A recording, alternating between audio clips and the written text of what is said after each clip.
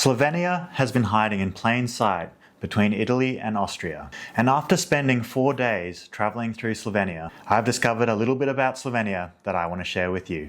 Here's everything you need to know about Slovenia to experience the hidden gems without breaking the budget. I went to Slovenia with almost zero expectations, but what we discovered in just 4 short days completely changed our perspective on the country. From underground cave systems that seem otherworldly, to pristine alpine lakes and charming coastal towns, it really does feel like Slovenia has a lot to offer, and all for a fraction of the cost that you would pay for some other European destinations. Here's exactly what we did, and what I'd recommend for anyone who's going to visit Slovenia. Now, I'm going to give you 5 destinations that we went to, and in the order that we went to them in.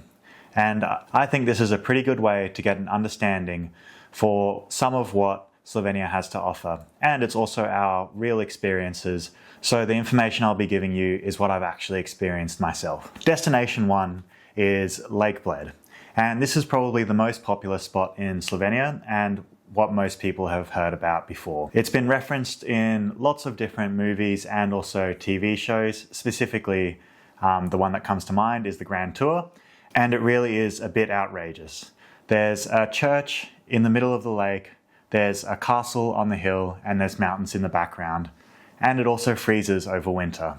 It's something that doesn't really seem to make that much sense, but when you get there, it is definitely breathtaking. For our adventure, we had just come from the Dolomites and we'd driven through Austria to get to Slovenia. And our first place that we were staying was going to be at Lake Bled. I also want to give a shout out to our host from Airbnb. I'll leave his Airbnb in the description. It was absolutely fantastic. He does a great job. If anyone's going to Slovenia, I would say you have to stay there. His family has lived there for generations and I think have a base to explore Slovenia. So, getting back to it, once we'd arrived in Lake Bled, we then walked down to the lake and walked around the part that was near our accommodation. There's lots to do there. There's lots of different shops, cafes, bars, and they all kind of face onto the water. And it's very picturesque, very enjoyable. We grabbed a quick bite to eat before heading back home to prepare for the next day. The second day was a bit of a bigger day because we didn't have to travel anywhere and because pretty much everything is walkable at Lake Bled. That's exactly what we did. So we actually walked around the lake, which is about 6 kilometers. It would have taken us about 1 to 2 hours, but we did do a little bit of a deviation from the track, which is pretty common for us. And we went to an outlook. And I'll mention that outlook in a few moments to explain a bit more about it. But while you're walking around the lake, there's a lot to see. There's shops pretty much all the way around the lake. But you're also immersed into nature, which seems to be something that Slovenia does really well. It kind of corroborates nature and the urban environment, so you kind of almost always feel like you're surrounded by greenery, which is quite a nice and relaxing feeling. And while we were doing that, we also took that as an opportunity to jump into one of the cafes and try the famous Bled cream cake. The portion sizes are absurd, so we actually shared one between the two of us. It is definitely a very tasty cake. If you're in the area, you have to give it a go. But now, jumping back to the lookout. So our Airbnb host gave us a good recommendation of somewhere to go where we could get a lay of the land and a view from up high. So one of the places is the castle. You can gain access to it, although if you do that, you then have to pay for tickets and you also have to pay for parking while you're staying there. And I think the third thing, which is probably the biggest turnoff for us, is it also can be very crowded because it's the main attraction. And from that point, you can then get this expansive view over the lake, which is something that pretty much everyone wants to see. But we didn't do that because the other recommendation was to go to this lookout. And it's pretty much on the opposite side of the water to where we were. And it's quite an involved climb. I believe it's about 900 meters up and it takes roughly about 40 minutes as a return trip. But when you get to the top, it offers fantastic views of the lake, on par to the castle, if not maybe even better, because you can get the photos with the castle and the church in it all in one, and then you can also see the mountains in the background as well. So if I was going to choose a spot to take photos from at Lake Bled, it would have to be there. And I'd love to see it in winter when the lake, you see snow on all the trees, whereas at the moment it's just very lush and green. And I think it would be a big contrast to what we saw. And I think it would be, again, breathtaking and something that we're not really that familiar with in Queensland, Australia. Unfortunately, on our trip, we didn't actually get a chance to hop on one of the boats and take it to the church. I believe the only way that you can get to the island is by taking one of the boats that ferries you across, landing on the island and getting to experience the lake from the center, which is very unique. And also it's one of those things that I feel like if we were going back again, I would make a big effort to go and do, just because it would be quite a different experience to what we had. And just so that you're aware, if that is something that you decide to do, it costs about 20 euros per person to catch one of these boats. And they go from one of the sides of the lake and they just take you to the center there. Then they'll ferry you back as well. They run from 10 a.m. to 7 p.m. and there's no booking required. You pretty much just show up and then you can hop on them. So if you're looking to save a little bit of money here, I think don't jump up to go to the castle unless you really want to, because you can get the same views from a lookout with a bit of walking. So we're now on day 3, but destination 2. And this one is a little bit different. Some of you may have heard of it before. It's called Zelenci Nature Reserve. It's about 50 minutes drive from Lake Bled, and it's pretty easy driving. You just go through towns. And when you actually arrive at the destination, it's basically just pulling off the main road. And then from there, there's a cafe and there's a car park. And you then just follow this trail. And the trail takes about 10 to 15 minutes. And you're going through the nature reserve and you're surrounded by trees, and it really is the feeling of walking through the forest. And eventually you'll be greeted by this opening in the forest and a lake. And this is, without a doubt, the clearest lake I've ever seen in my life. It was unbelievably clear. You actually couldn't tell how far away the bottom was just because it was basically looking through glass. There were a few fish that lived in there, and it's not a huge space, but it was just great to see. But you could actually count the spots on the fish because of how clear it was. And then there's also the awesome backdrop of the mountains in the background. It's truly a beautiful spot. The parking there is free, which is always good. And it's not a huge intensive exercise. It's basically just a quick stroll. And I'd say it's a good thing to do if you're looking for a day that's a little bit more relaxed. Once we wrapped up at Zelenci Nature Reserve, we then headed to our next stop, which was Ljubljana, and that is also our destination 3. So this for us was another place that we wanted to treat as a bit of a hub, and we just got accommodation there, and then we could do a few things in the area. It took us about 70 minutes to get to Ljubljana from Zelenci Nature Reserve, and once we were there, we actually stayed a little bit outside of the city. But I think personally, if I was to do it again, I think I would try and stay in the heart of the city where there's just a lot going on. And I think the Old Town in particular, with the 3 bridges, it's a very fun environment. It feels like everyone's out there enjoying themselves. It's a little bit unique, but it also seems to be a blend of a few different cities that I've been to. The old city in particular reminded me a little bit in pieces of London and in pieces of Amsterdam. You've got canals running through, and alongside the canals you've got restaurants where people are sitting and just drinking and enjoying the afternoon.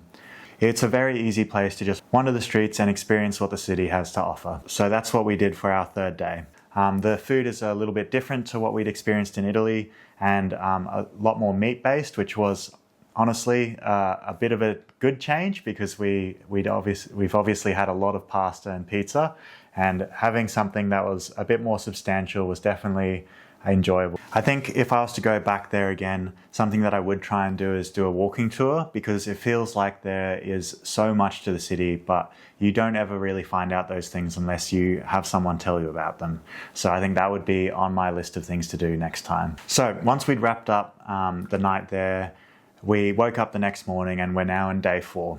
And for day 4, what we did is we set out and we went to the Scotian Caves. And if you haven't heard about this yet, you definitely should know about it, because it is a very unique place and it's another UNESCO World Heritage Site. If you do want to go and visit it, there are a few things that you need to know. So the first thing is that in order to visit it at all, you need to take part in an hour-and-a-half guided tour. We went on it. It was very interesting. They tell you a lot about it, and obviously the best part is you get to go through and see it. But if you don't do that tour, you can't access the cave systems. Another thing to keep in mind is that if you are going there, you cannot take photos or videos during the tour. I never really found out the reason why this is the case, but I have to imagine it's about it being a safety risk because some of the drops are very substantial. In fact, the biggest cavern inside these cave systems is big enough to hold Big Ben or the Statue of Liberty, as well as the pedestal that it stands on. So it is a huge space. I believe it's 144 meters in height. And parts, it's as wide as a football field. And that is kind of crazy to experience, especially when you're underground. Once you actually go through the walking tour, to exit, there's 3 different exits and you get to choose your destiny on that. So there's a very short one, a moderately short one, and a longer one. And once you've left the guided tour and you're choosing your exit, you can then go and take video and photos. But in my opinion, it doesn't really convey the open spaces that you can experience inside the cave. So that one, you're just gonna have to experience yourself by going there. It's about 3 to 4 kilometers of walking for the tour, and it was about a 55-minute drive from Ljubljana. You do need to book the tickets ahead of time, and they're €22 per person. So if you are planning on doing it, don't just show up, make sure you book. Otherwise, you could get there and it could be booked out. There's a lot of people that show up there and they're constantly busy all year round. But it only takes about half the day. So once we wrapped up there, we actually ended up going to our next destination, which is destination 5, and that's Pirin. This is a fantastic little town that's on the seaside, and it's something that we saw online and we knew that we had to go and check it out. There's a big courtyard in the middle of the old town, which is Venetian inspired, and it's a very lively atmosphere. We had people playing music in front of the restaurants and we grabbed a bite to eat there ourselves. With it being a small coastal fishing town, we had to try one of the seafood dishes and it was fantastic. So I would highly recommend you do the same. Once we'd finished up there, we actually walked around the outskirts of the town and looked out into the ocean. It still blows me away coming from Australia when you just look out into the ocean and it's flatter than some of the lakes that we have at home. And it's also very clear. But I don't think you get the best view of the town when you're actually walking around the outskirts. In fact, there's a medieval walls that are still in place at parts around the town. And it's a pretty cheap experience with it only being €3 to go up the walls. When you get to the top, you get a very good view of the town below and you can get some really great shots.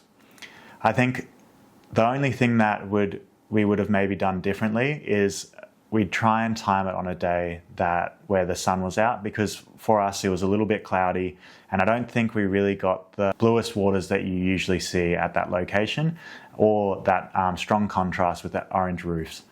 But that being said, we actually really enjoyed ourselves there and we had a dip in the ocean. And again, as I said before, it's so calm. It's honestly a bit unbelievable. And just so that you're aware, it's about a 40-minute drive from the Scotian Caves to Pirin. And the other thing that you should probably be aware of is that you're going to have to pay for parking. I believe we paid €2 per hour for parking. That is basically like a parking block as you drive down to the actual town itself. And if you're going to do this trip from Ljubljana, it's about 90 minutes. So once we'd finished up in that town and we'd had a great day experiencing the Scotian Caves and Pirin, we then traveled back home for 90 minutes. I do have a few bonus activities that we actually didn't do, but next time I would be interested in looking into. And the first one is that there's Lipizzaner horses that are from Slovenia only. And these are a specific breed of horses. And if it's something that interests you, there's a few places that you can go to experience them. Our Airbnb host actually did an article for National Geographic on them, and there's a lot of history to it and it's very interesting. So if it's something that is down your alley, I would highly recommend investigating it because I think there's a lot out there to learn. The other general sense for Slovenia is that there is so much outdoor activities and the people in general seem to really enjoy their outdoor experiences. So there's lots of mountain biking, lots of hikes, lots of national parks. Another one that we didn't go to, which I think I would like to in the future, is Tree National Park. I've heard really good things about that. There's also river rafting and a few other options as well. But just know that they're out there. We just didn't do it, so I won't talk too much to it. In terms of just general information you need to know about Slovenia, firstly, they use the euro, which makes it really easy for if you're traveling Europe already. For transportation, I would say having a car is probably the best option, just because although the country is not that big, I believe you can drive from one side to the other in about 3 hours. There seems to be little pockets of things that are interesting, which means that you have to get between them. So for example, Zelenci Nature Reserve and Ljubljana is quite a big gap, and then Lake Bled as well. And if you are driving, something that you definitely need to know is that you need a vignette. And the reason for that is it's basically their toll system. So they have cameras on the roads that will pick up whether you're driving, and if you don't have a vignette, then you could end up with a fine. We actually like the system a little bit better than the tolls, because once you've bought it once, you don't have to worry about it again. It's just completely taken care of. I think the public transport is also very good from what I've researched, but specifically between the cities. Whereas if you're trying to get to different locations, I think you might have a bit more difficulty. So again, that's kind of why we decided to go with a car, and probably why it might be your best option as well. And finally, some other things that are important to note is that the language that is spoken there is Slovenian. However, we found that we could talk to pretty much everyone in English, and we had absolutely no issues to get what we wanted and our point across. So I think if that is a concern for you, don't let it be, because their English is outstanding there. We visited in early September and the weather was perfect, not too hot, not too cold, and it also meant that there weren't lots of crowds there. I'm not really sure if in the summer months it gets super busy, but we certainly didn't experience it when we were there. So I guess after those 5 destinations I've recommended, the question is, should you go to Slovenia?